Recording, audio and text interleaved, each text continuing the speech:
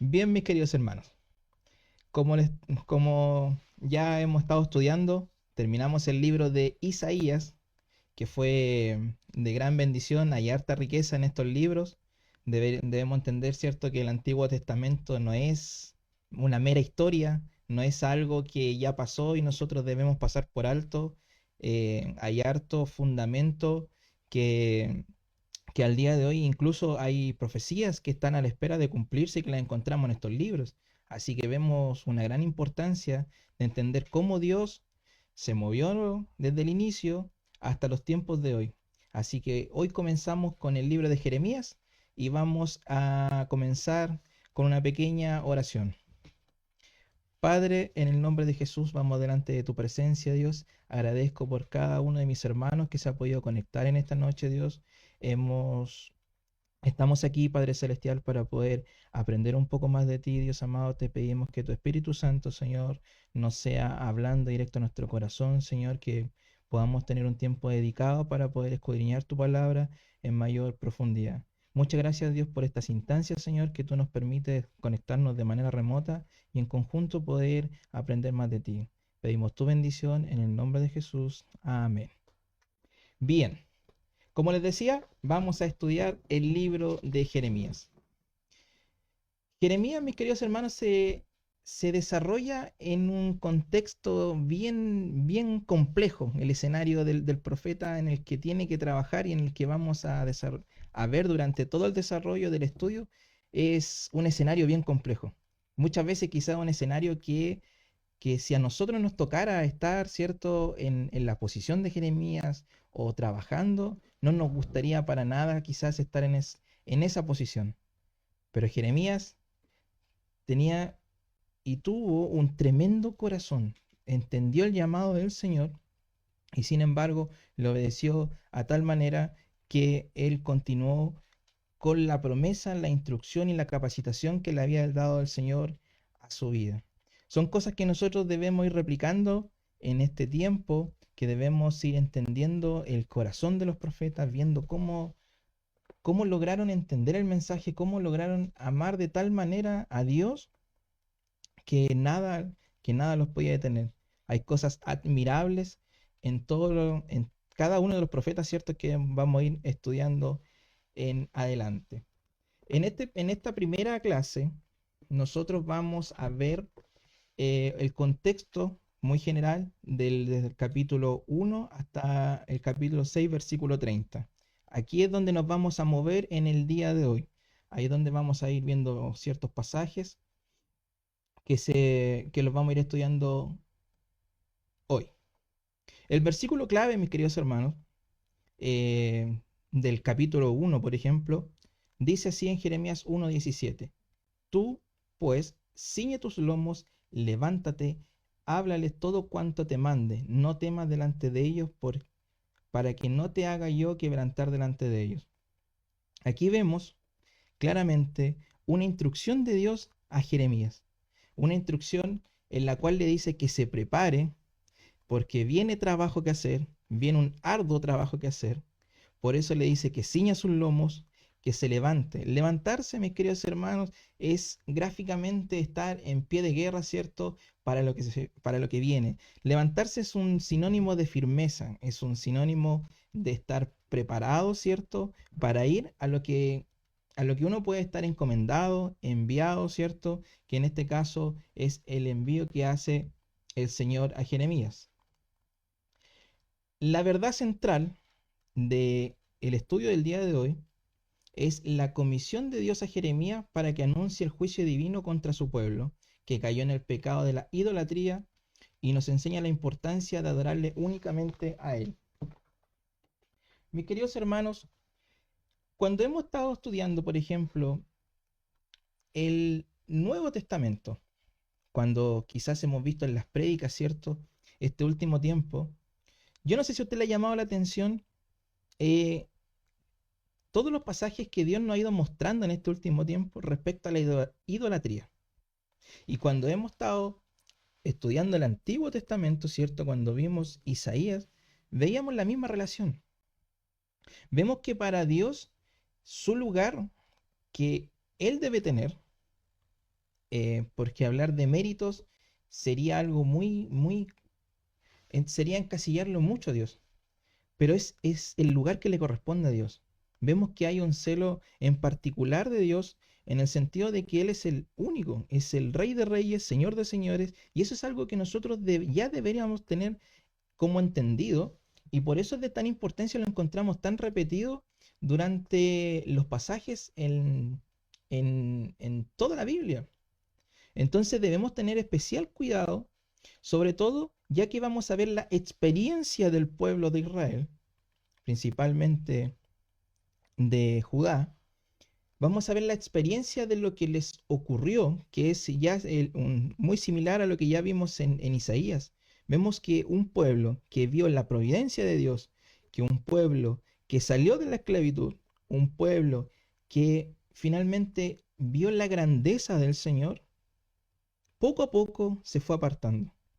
Pues entonces por eso les menciono que nosotros, estas historias y relatos que encontramos en la Biblia, no debemos tomarlo como mera historia escrita, porque ¿cuánto del pueblo de Israel hay en nosotros el día de hoy?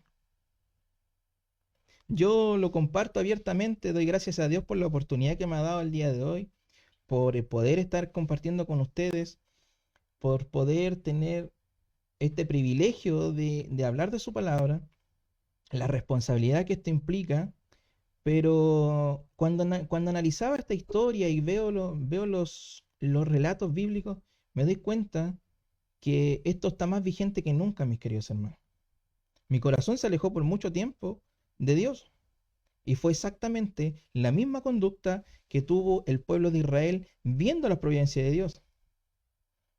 Mis queridos hermanos, yo anteriormente había conocido al Señor, me había bautizado, ¿cierto? Había estado largamente un tiempo en la iglesia, pero quizás jamás había tenido un encuentro real con Dios, un amor genuino por conocerle y por querer estar a sus pies. Cuando esa visión cambia en la vida de un cristiano, cambia completamente la visión de quién es Dios y qué es lo que hay que hacer. Y es lo mismo que vamos a ver con la comisión de Jeremías. El trasfondo histórico, Jeremías profetizó bajo 5 reyes, principalmente en Jerusalén, como les mencionaba, comenzando con Josías, eh, después continúa con Joacás, después con Joacim, luego con Joaquim y después con Sedequías. No vamos a indagar tanto en estos reyes porque los vamos a ir viendo cómo participan en la historia. El aporte teológico del libro de Jeremías es el mayor aporte, es que Jeremías enfatiza en un concepto del nuevo pacto. Jeremías recibe de parte del Señor, ¿cierto? Que hay que tener un arrepentimiento genuino. Y en estos primeros capítulos lo vamos a ver cuál es el llamado. Es un llamado a un cambio del corazón, un cambio que no sea simplemente de apariencias. Durante el reinado, ¿cierto?, de Josías, hay una reforma. Hay una reforma, ¿cierto?, la cual intenta acercarse a Dios. Pero esta reforma no logra el objetivo, ¿cierto?, de generar un cambio dentro del corazón. El pueblo sigue pecando, se sigue alejando de Dios, sigue cayendo en idolatría y mirando a otros dioses. ¿Cuál era la dificultad que enfrentaba el pueblo de Israel, mis queridos hermanos? Es que el pueblo de Israel, su Dios no era un Dios en el cual el resto pudiera ver. No sé si me entiende. Por ejemplo, otros dioses eran estatuas, piedras, maderas, eran algo tangible que el ser humano como tal le adoraba y le rendía culto. Y la dificultad que enfrentaba el pueblo de Israel era que su Dios no se ve, pero su Dios era partícipe dentro de la historia. Esa es la mayor evidencia de que Dios existe. Y nosotros lo hemos visto, todo lo que hemos estudiando y todo lo que hemos ido aprendiendo hasta el día de hoy. Entonces, al alejarse, Jeremías enfatiza y su aporte teológico es es que sea necesario un pacto real entre Dios y su pueblo, pero que sea un cambio genuino del corazón. Em, Tan importante es este impacto teológico que es el libro, perdón, es el pasaje más largo del Antiguo Testamento que se cita en el Nuevo Testamento. Esta cita la vemos en Hebreos capítulo 8, del versículo 8 al 12. Así que este es el contexto en el estudio que nos vamos a mover hoy. El bosquejo que vamos a ver es que Dios llama y el profeta responde. El otro eje que vamos a ver es que Dios capacita al profeta, luego Dios está atento a su plan y Dios promete estar con el profeta. Esos son los 4 puntos que vamos a ver a grandes rasgos el día de hoy. Y vamos a dar lectura. Si tiene su Biblia lo puede buscar. Vamos a comenzar con Jeremías 1, versículo 1. Jeremías 1, versículo 1, y dice así: las palabras de Jeremías, hijo de Hilcías, de los sacerdotes que estuvieron en Anatot, en tierra de Benjamín. Bueno, aquí ya vemos que quien se identifica, ¿cierto?, de inmediato como el escritor y el autor de este libro es Jeremías. Eh, Anatot, ¿cierto? Era un lugar muy cercano a Jerusalén, está cerca de algunos tramos indican que estaba entre 4 a 6 kilómetros de distancia. Entonces los sacerdotes vivían en aquel lugar. Entonces el tránsito era factible porque no era un lugar lejano. Y Jeremías, ¿cierto? A ser hijo del sacerdote Isías, vivía en aquel lugar. Versículo 2 y 3 dice: palabra de Jehová que le vino en los días de Josías, hijo de Amón, rey de Judá, en el año 13º de su reinado. Le vino también en días de Joacim, hijo de Josías, rey de Judá, hasta el fin del año 11º de Sedequías, hijo de Josías, rey de Judá, hasta la cautividad de Jerusalén en el mes quinto. Aquí ya vemos claramente, ¿cierto?, lo que le mencionaba sobre los reyes, en qué contexto se comienza a escribir. Nótese un dato muy particular, ¿eh? No vamos a hacer una clase teológica el día de hoy, pero resulta que si se dan cuenta, la introducción nos está dando incluso la conclusión del libro, lo que nos indica que... Démosle un segundito, por favor. Lo que nos indica, ¿cierto?, que el libro en general fue terminado, ¿cierto?, posteriormente a que se desarrolla toda la historia. Y eso tiene una explicación, mis queridos hermanos. Es porque Jeremías necesitó un escriba que era Baruch. Lo vamos a ir viendo cómo participa en esta historia. Y Baruch era quien iba escribiendo, ¿cierto?, todos los sermones. El libro de Jeremías es una colección de sermones, ¿cierto?, que dio Jeremías. Por lo tanto, vamos a ir viendo cómo distintos discursos están uno tras otro. ¿Y quién era el encargado de ir escribiendo esto? Era Baruch. Ellos después los vamos a ver en unos capítulos más adelante, que ellos se enfrentaron, ¿cierto?, a que el rey en su momento no quería escuchar, porque el mensaje de Jeremías era un mensaje de advertencia, un mensaje de peligro, un mensaje de juicio, que el pueblo no quería escuchar. Ellos querían escuchar otras cosas. Ellos querían escuchar que venía providencia, que venía bendición, que venía, ¿cierto?, la prosperidad del Señor sobre sus vidas y que todo iba a estar bien, que siguieran en sus conductas y todo iba a estar bien. Entonces se dan cuenta cuánto de ese tiempo histórico hay en nuestras vidas el día de hoy. Y eso nosotros lo vemos. Muchas personas hoy no quieren escuchar una verdad bíblica, no quieren escuchar, ¿cierto?, un mensaje realmente cristocéntrico, y prefieren muchas veces escuchar un mensaje a su conveniencia, un mensaje que sea completamente desvirtuado de lo que nos dice el Señor, pero que nos diga que estamos bien y sigamos en esa condición. En ese entonces, antes de que se me vaya la idea, en ese entonces, Jeremías y Baruch se van a encontrar con el conflicto de que aquellos escritos después el rey los toma, los destruye, los quema. Ellos tienen que volver a escribir nuevamente todos los sermones y ahí vamos a ver cómo se da esta historia. Continuamos con el versículo 4 y 5. Y ahí aquí ya vemos, vamos a ver el llamado, ¿cierto?, de Jeremías. Dice así: vino pues palabra de Jehová a mí diciendo, antes de que te formase en el vientre te conocí, y antes que nacieses te santifiqué, te di por profeta a las naciones. Mis queridos hermanos,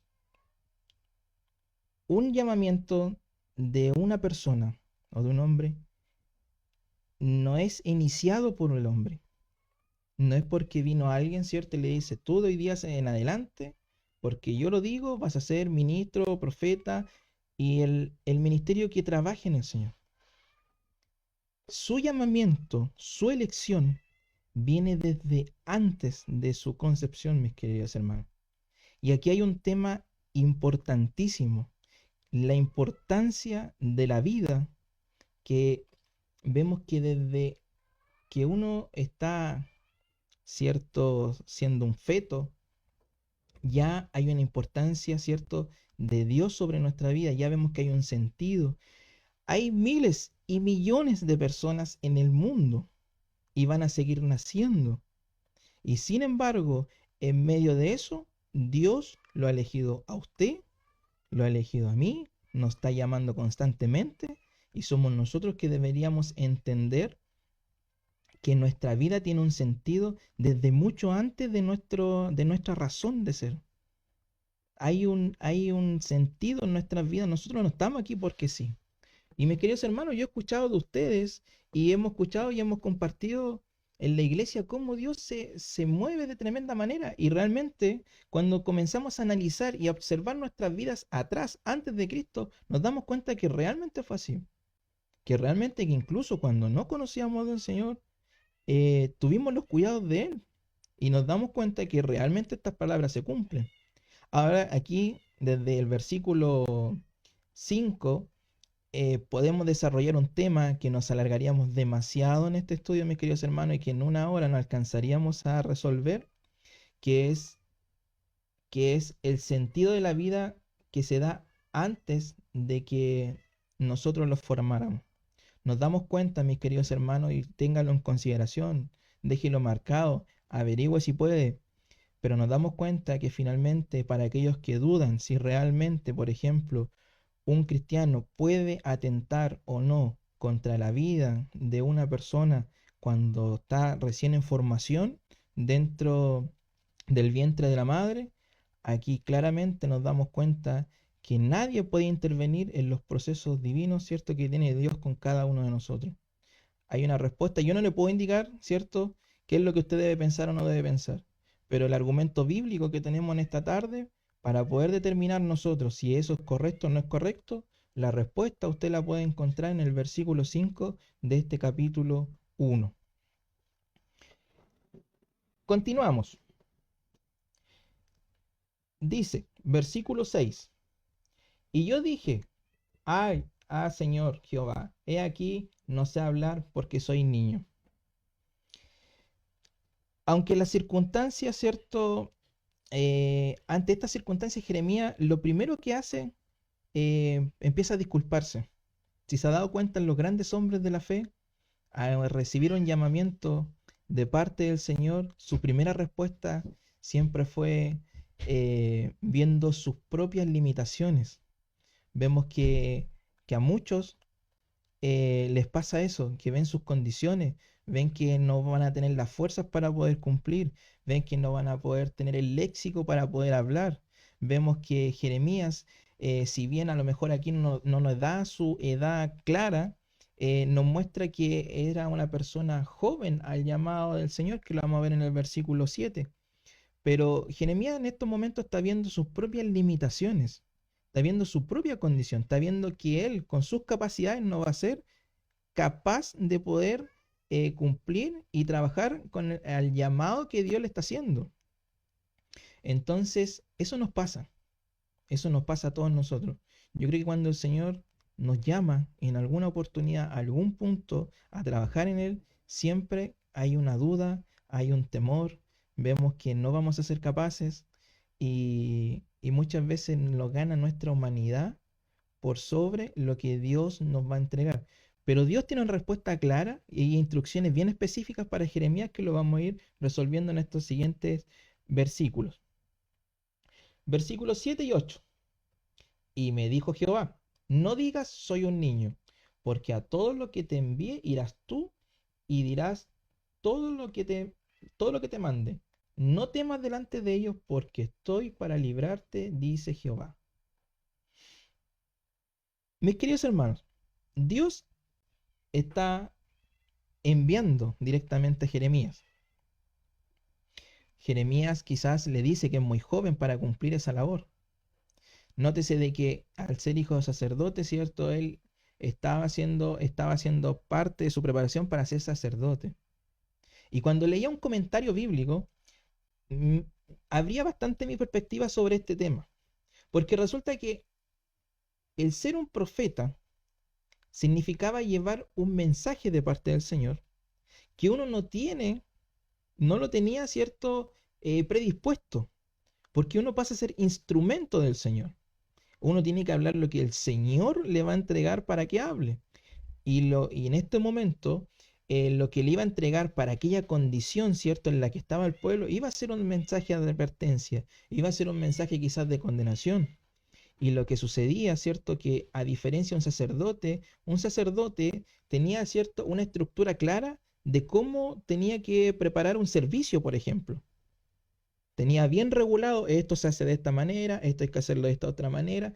Entonces, no estoy menospreciando un trabajo y el otro, quiero que lo entiendan. Pero ese sacerdote quizás podía tener una condición un poco más sencilla en poder ejecutar. Sin embargo, el ser profeta y disponerse en las manos del Señor era disponerse a algo desconocido y que quizás en la juventud de Jeremías existía ese temor y ese miedo de qué es lo que venía hacia adelante. Sin embargo, Jehová le dice, no seas un niño, te vas a enfrentar a personas adultas, a personas con cargo eclesiástico, pero todo lo que yo te envíe, irás tú y dirás lo que yo te mande. La palabra y las palabras que Jeremías iba a tener que llevar no eran las de él, sino las de Dios. Entonces eso le da un mayor respaldo y un valor a lo que Jeremías iba a tener que cumplir. Vamos a leer ahora el versículo 9 y 10. Déjame un segundito.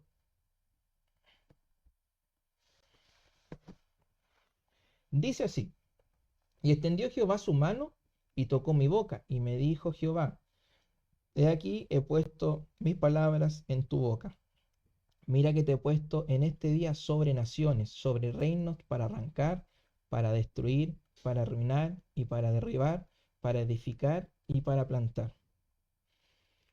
De una manera simbólica, Jeremías nos está relatando cómo Dios coloca las palabras en su boca.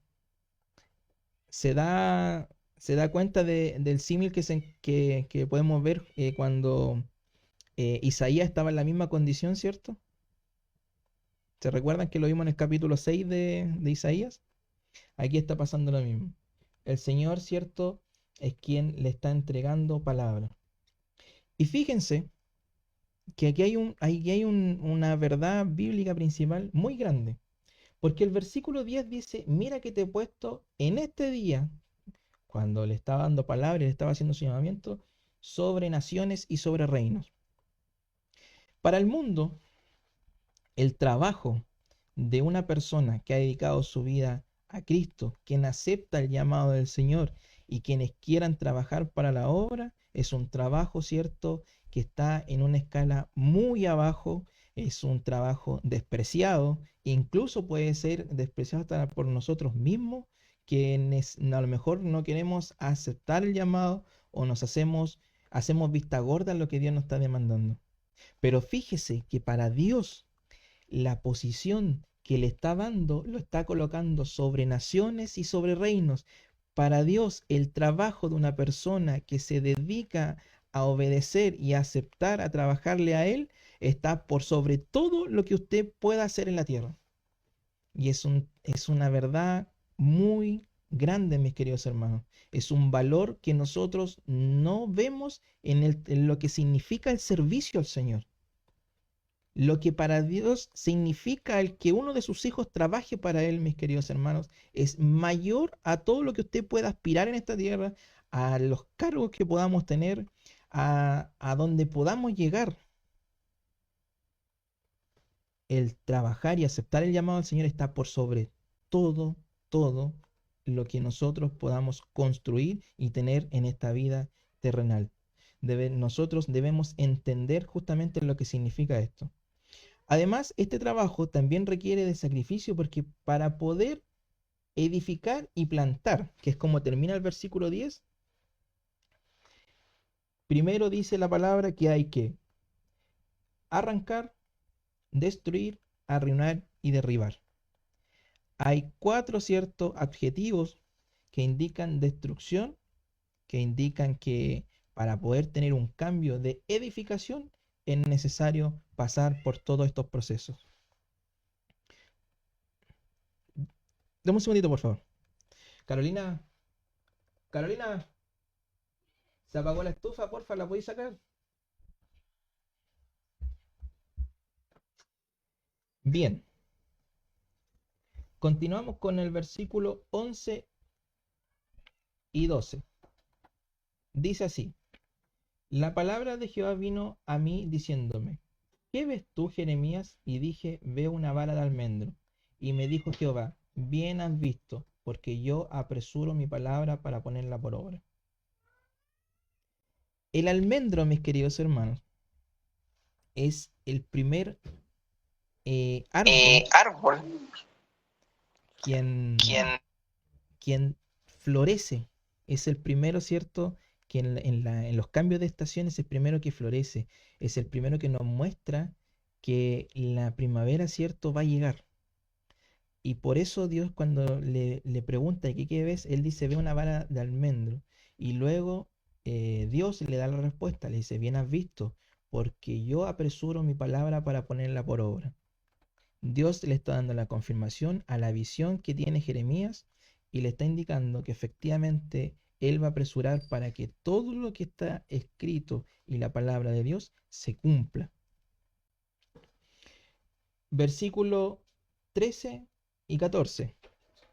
Dice así: vino a mí palabra de Jehová por segunda vez, diciendo, ¿qué ves tú? Y dije, veo una olla que hierve y su faz está hacia el norte. Me dijo Jehová, del norte se soltará el mar sobre todos los moradores de esta tierra. La segunda visión que tuvo Jeremías, habla, ¿cierto?, de una olla hirviendo. Cuando ya nosotros le empezamos a dimensionar una olla hirviendo, lo que él ve es agua caliente, mis queridos hermanos. Todos sabemos lo destructivo que puede ser un agua caliente. Ojalá no haya tenido nunca la oportunidad de pasar por esto, pero aquellos quienes quizás por X motivo han tocado un poquito, ¿cierto?, el agua caliente, se dan cuenta de inmediato el daño que produce. Y eso es lo que ve Jeremías, que viene desde el norte. ¿Por qué desde el norte? Porque resulta que para este tiempo y para estos años ya en que está sucediendo esta historia, Babilonia ya había alcanzado, ¿cierto? Y había pasado por los asirios. Se había librado de ellos y ya lo había conquistado. A esta altura ya había caído Nínive. Esa misma Nínive, ¿cierto?, que Jonás le fue a predicar, ¿cierto? Y todos se aceptaron el llamado y se convirtieron. Generaciones posteriores no continuaron, ¿cierto?, explicando lo que Dios había hecho por sus vidas y lo que ellos habían hecho al aceptar el llamado suyo. Se olvidaron de él y esa fue una de las consecuencias. Babilonia, entonces, si nos posicionamos en un mapa donde estaba Judá, Babilonia estaba en Irak más o menos. Ese es el territorio actual. Entonces, si lo vemos, quedaba más hacia el este. Pero como Babilonia iba subiendo, ¿cierto? Y pasa por Asiria, ¿cierto? Cuando ellos llegaran, esta destrucción, este juicio del Señor, que lo vamos a ir viendo más adelante, iba a venir desde el norte, se estaba refiriendo justamente a Babilonia, ¿cierto? Que iba a llegar desde el norte. Por eso hace esta referencia que viene desde allá.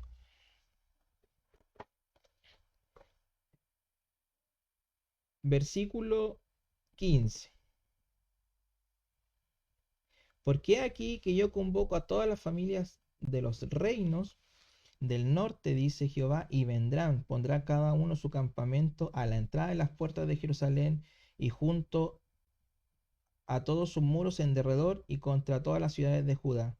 Y a causa de toda su maldad, proferiré mis juicios contra los que me dijeron e incensaron a dioses extraños y la obra de sus manos adoraron. Aquí ya está dejando en claro Dios por qué vendrá este juicio, ¿cierto? Sobre Judá, eh, y sobre el pueblo de Israel, ¿cierto? Porque desviaron su mirada, mis queridos hermanos. Por eso hago en especial hincapié en este sentir de que la importancia que tiene poder tener nuestra visión clara y sobre todo nosotros que ya conocemos del Señor. Ojo ahí, y lo vamos a ver en los próximos capítulos. Y llegamos al versículo 17 que dice: Tú, pues, ciñe tus lomos, levántate, háblales todo cuanto te mande, no temas delante de ellos, porque para que no te haga yo quebrantar delante de ellos. Porque aquí yo te he puesto en este día como ciudad fortificada, como columna de hierro y como muro de bronce contra toda esta tierra, contra los reyes de Judá y sus príncipes y sus sacerdotes y el pueblo de la tierra. Y pelearán contra ti, pero no te vencerán, porque yo estoy contigo, dice Jehová, para librarte. Ciñe tus lomos, prepárate, le dice. ¿Prepárate para qué? Cuando vemos el versículo 19, le dice, Dios le dice a Jeremías, y pelearán contra ti. Dios sabía de que el pueblo no aceptaría el mensaje. Dios sabía que muchos no querrían escuchar el mensaje. Parece un trabajo ingrato el que se le está dando a Jeremías. Pero cuando observamos que el juicio que estaba indicando el Señor era un juicio, mis queridos hermanos, sin precedentes y que iba a arrasar con todo, porque la visión de Jeremías indicaba de que era una olla hirviendo la que se daría vueltas encima de la tierra. O sea, eso quiere decir que pasaría por cuanto fuera por delante. Pero sin embargo, este Dios que muchos dicen que es un Dios que causa daño, un Dios que no tiene piedad, aún en medio de un juicio inminente, Dios estaba enviando a Jeremías para que algunos de ellos, quienes quisieran querer arrepentirse, tuvieran la opción y la oportunidad de poder hacerlo y estar a cuentas con Él. Dios en este tiempo, mis queridos hermanos, como lo dice el versículo 18, necesita hombres y mujeres con el valor y la fortaleza que se le indica a Jeremías, que se les va a colocar como una ciudad fortificada, una ciudad con muros, mis queridos hermanos, como una columna de hierro sobre cualquier lugar, mis queridos hermanos. Dios necesita gente firme, gente comprometida, personas que le amen de tal manera que hablen su palabra, que la hablen en verdad, que tengan el valor suficiente para llamar el pecado como se llama y no distorsionar el mensaje, sino que ir y proclamar las buenas nuevas que alcanza para todos aquellos el día de hoy. Y esas personas y ese llamado que vemos que está escrito en Jeremías, es el mismo llamado que se nos hace a cada uno de nosotros que somos partícipes de este estudio y de aquellos que también podrán ver este video. Dios sigue llamando, mis queridos hermanos. Si se dan cuenta, en los que participamos en la iglesia el día domingo, teníamos el mismo llamado. Dios sigue reclutando personas para trabajar en su ministerio. Debemos entender que hay un trabajo que hacer, que es un trabajo muchas veces pesado, sí. Dios le dice a Jeremías, pelearán contra ti, pero no temas, porque yo voy a estar contigo. Entonces nos damos cuenta del respaldo que Dios le estaba dando justamente a una persona que él mismo estaba levantando. Y eso debería ser el motor suficiente para nuestras vidas para poder trabajar, ¿cierto?, en la obra del Señor. ahora sí. En el capítulo 2, del versículo 2, 3, dice así: Anda y clama a los oídos de Jerusalén diciendo, así dice Jehová, me he acordado de ti, de la fidelidad de tu juventud, del amor de tu desposorio, cuando andabas en pos de mí en el desierto, en tierra no sembrada. Santo era, santo era Israel a Jehová, primicia de su nuevo fruto, todos los que le devoraban eran culpables, mal venía sobre ellos, dice Jehová. Versículo 5 dice, y así dijo Jehová, ¿qué maldad hallaron en mí vuestros padres que se alejaron de mí y se fueron tras la vanidad y se hicieron vanos? Ya vemos que los mensajes que Dios le está entregando a Jeremías para el pueblo, lo primero que Dios le pregunta, parafraseando le dice, ¿qué mal vieron en mí? ¿Por qué se olvidaron de mí? ¿Por qué se olvidaron de lo que yo hice por ellos? Y muchas veces, como les decía, quizás nuestra condición nos mantiene tal cual como está este pueblo. Pero fíjese lo que viene a decir más adelante. Por ejemplo, en el capítulo 3, del capítulo 3, versículo del 1 al 4, dicen, si alguno dejara a su mujer y yéndose esta de él se juntare a otro hombre, ¿volverá a ella más? ¿No será tal tierra del todo amancillada? Tú pues has fornicado con muchos amigos, mas vuélvete a mí, dice Jehová. Alza tus ojos a las alturas y ve en qué lugar no te hayas prostituido. Junto a los caminos te sentabas para ellos como árabe en el desierto, y con tus fornicaciones y con tu maldad has contaminado la tierra. Por esta causa las aguas han sido detenidas y faltó la lluvia tardía, y has tenido frente de ramera y no quitaste tener vergüenza. Aquí Dios está siendo realmente claro. Le está diciendo al pueblo que siempre ocupa, ¿cierto? Esta figura del matrimonio de Dios, donde su pueblo, ¿cierto? Es una mujer. En este caso le indica de que esta mujer, ¿cierto? Sale a prostituirse, que va en la siga de otros dioses. Y una mujer, ¿cierto? Indica que de esa condición, bajo la ley, iba a ser repudiada, no iba a ser aceptada por nadie. Pero sin embargo, en este pasaje nos muestra que Dios hace un llamado que aún Él está dispuesto a perdonar y que se vuelvan a Él.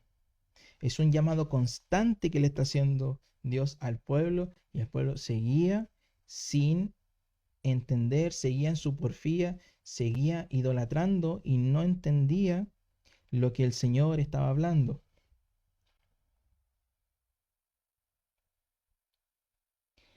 El versículo 8 del mismo capítulo dice, ella vio que por haber fornicado la rebelde Israel, yo le había despedido y dado carta de repudio, pero no tuvo temor la rebelde Judá, su hermana, sino que también fue ella y fornicó.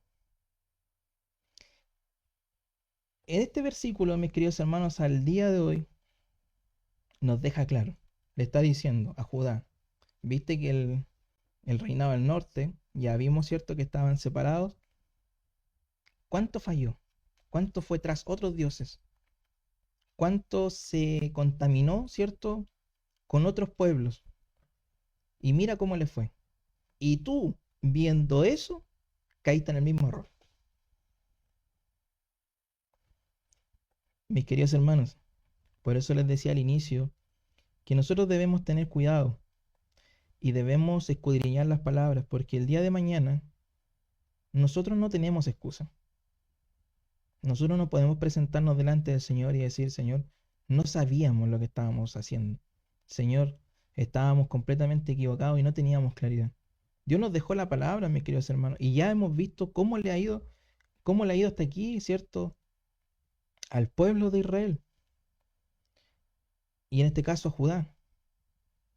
Ya sabemos cómo termina esta historia más adelante, pero no lo pasemos por alto y no repitamos esta historia, Porque lo queramos o no, si nos analizamos, hay mucha similitud de nuestras vidas quizás con la condición que tenía el pueblo de Dios. Versículo 4, perdón, capítulo 4, del versículo 1 al 4, dice: Si te volvieres, oh Israel, dice Jehová, vuélvete a mí, y si quitares de delante de mí tus abominaciones, y no anduvieres de acá para allá, y jurares, vive Jehová, en verdad, en juicio y en justicia, entonces las naciones serán benditas en él, y en él se gloriarán. Porque así dice Jehová a todo varón de Judá y Jerusalén: harad campo para vosotros, y no sembréis entre espinos, circuncidaos a Jehová, quitad el prepucio de vuestro corazón, varones de Judá y moradores de Jerusalén, no sea que mi ira salga como fuego, y se encienda, y no haya quien la pague por la maldad de vuestras obras. Otro mensaje de advertencia. Y aquí nos llama más que al hecho mismo de la circuncisión, ¿cierto?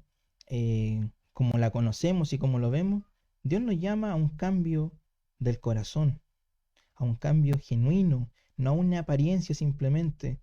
El otro día cuando estudiábamos con los varones en la iglesia, el libro del Joel, nos hacía el mismo llamado. Que no rasguemos simplemente nuestros vestidos, rasguemos nuestros corazones, tengamos un cambio genuino. Realmente, si decimos que amamos a Dios, amémosle desde el corazón y no desde las palabras. Que no sea simplemente una actitud hacia la sociedad, que no sea simplemente una forma de apariencia hacia afuera, sino que sea una forma de vida, una forma de devoción continua, que cada palabra que salga de nosotros sea con la finalidad de glorificar al Señor, que cada paso que demos en la sociedad sea un paso de bendición, que cada donde estemos, mis queridos hermanos, podamos honrar el nombre del Señor por sobre todas las cosas.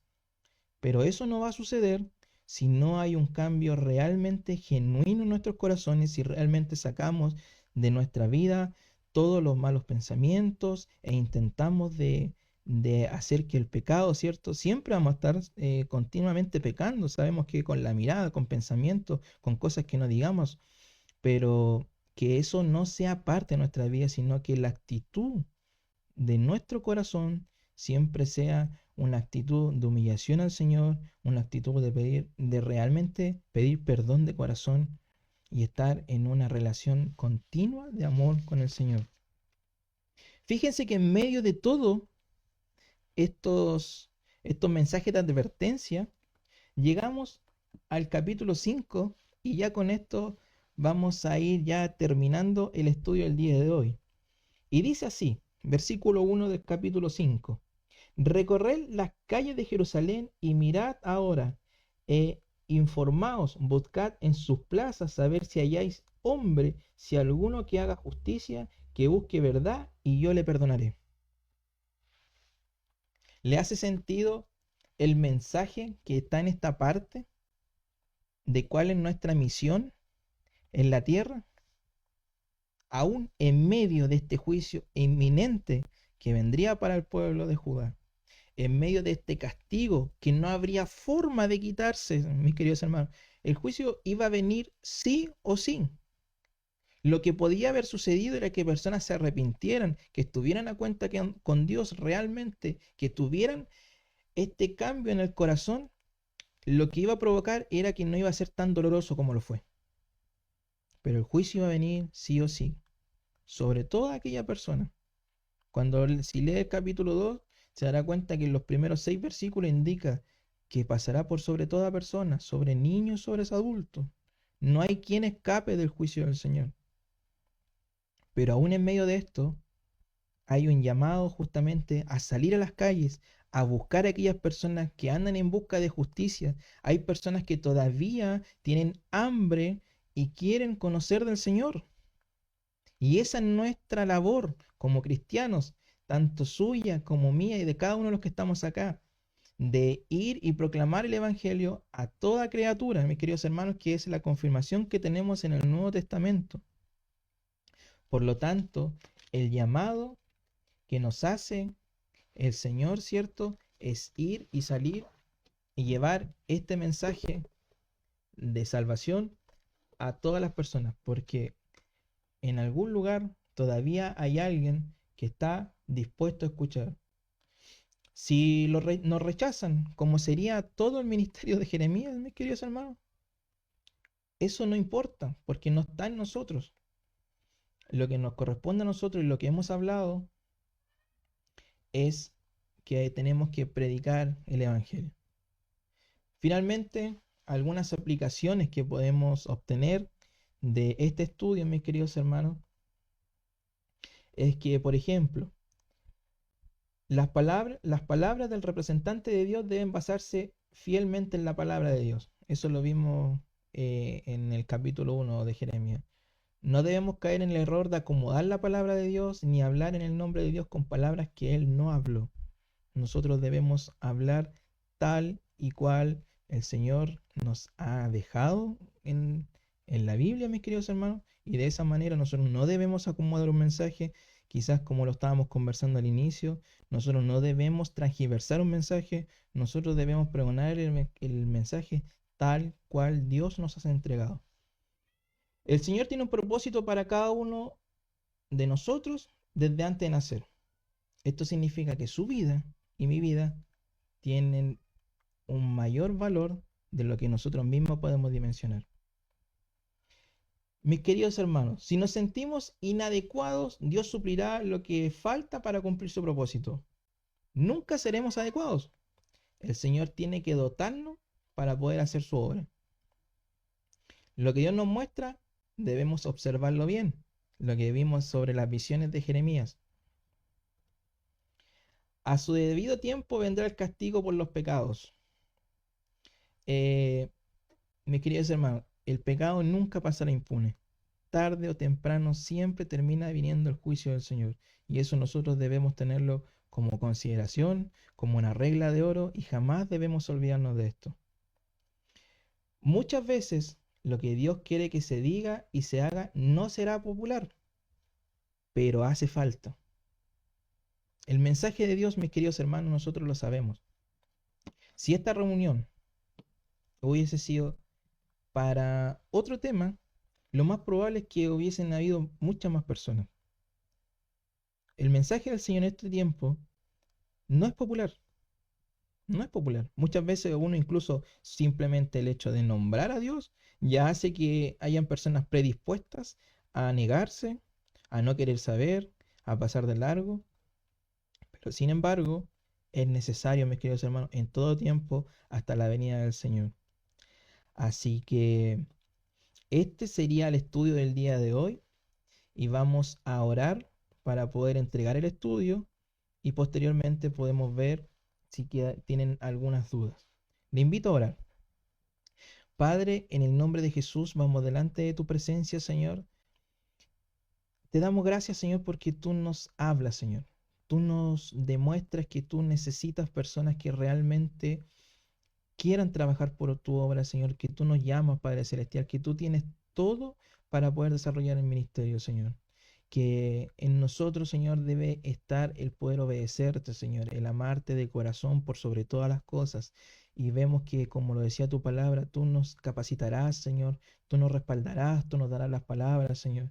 Padre Celestial, si alguno de mis hermanos, Señor, tiene ese anhelo de trabajar por ti, Señor, si está en su corazón, Señor, el levantarse y poder trabajar de la misma manera, Señor, como lo hemos visto en Jeremías y cuantos otros más adelante, Señor, te pido que el miedo sea saliendo de su vida, Señor, que tu Espíritu Santo, Señor, llene de amor, Señor, aquel anhelo, Señor, y que tú le respaldes, Señor. Capacítanos a cada uno de nosotros, Señor, para poder cumplir esta labor de la mejor manera posible, honrándote y glorificándote por sobre todas las cosas, Señor. Sabemos que tu venida está cerca, pero te pedimos que tú tengas misericordia por aquellas personas que aún no te conocen, Señor. Te dejo todo en el nombre de Jesús. Amén.